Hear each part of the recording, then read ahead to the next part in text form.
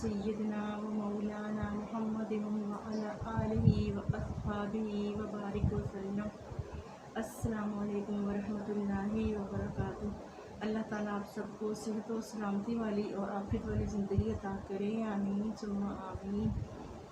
आज का जो वजीफ़ा है वो आपसे शेयर कर रही हूँ कि अगर आपको आपका हिस्सा नहीं मिला, आपको आपका हक़ नहीं मिला, चाहे वो किसी घर में हो, दुकान में हो, फैक्ट्री में हो, ज़मीन में हो, जायदाद में हो, तो जिसकी वजह से आप धक्के खा रहे हैं या आपके रिश्तेदार आपको आपका हक़ नहीं दे रहे या आपके अपने भाई बहन आपका हिस्सा नहीं दे रहे, तो आपको इस चीज़ से परेशान होने की ज़रूरत नहीं है, क्योंकि अल्लाह ताला ने तमाम मसलों का हल जो है वो कुरान पाक में रखा है, मगर हमें वज़ाइफ की सूरत में उसे तलाश करना है। तो आज का जो वजीफ़ा है वो इसी हवाले से है कि जिसको करने से इंशाअल्लाह ताला आपको कुछ ही दिनों में आपका हक़, आपका हिस्सा मिल जाएगा, चाहे वो किसी भी हवाले से हो, ज़मीन के हवाले से, मकान के हवाले से, जायदाद के हवाले से, दुकान के हवाले से, कारोबार के हवाले से, पैसों के हवाले से।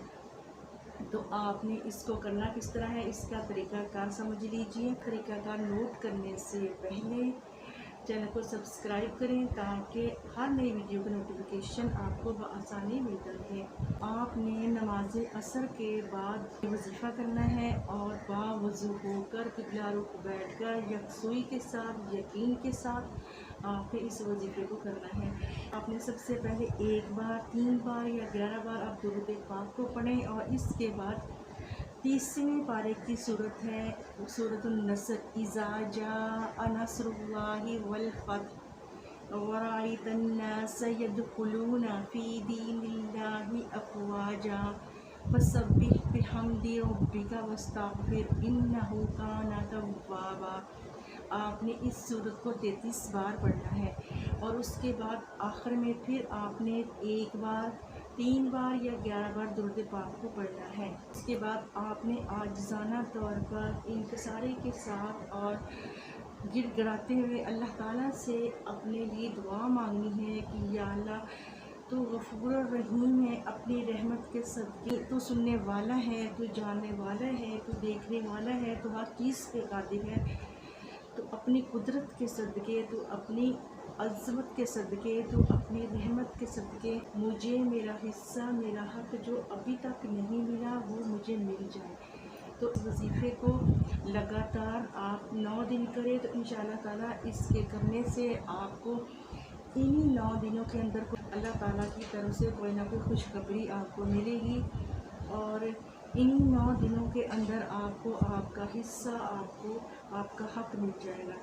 तो उम्मीद करती हूँ आपने वजीफ़े का तरीक़ाकार समझ लिया होगा।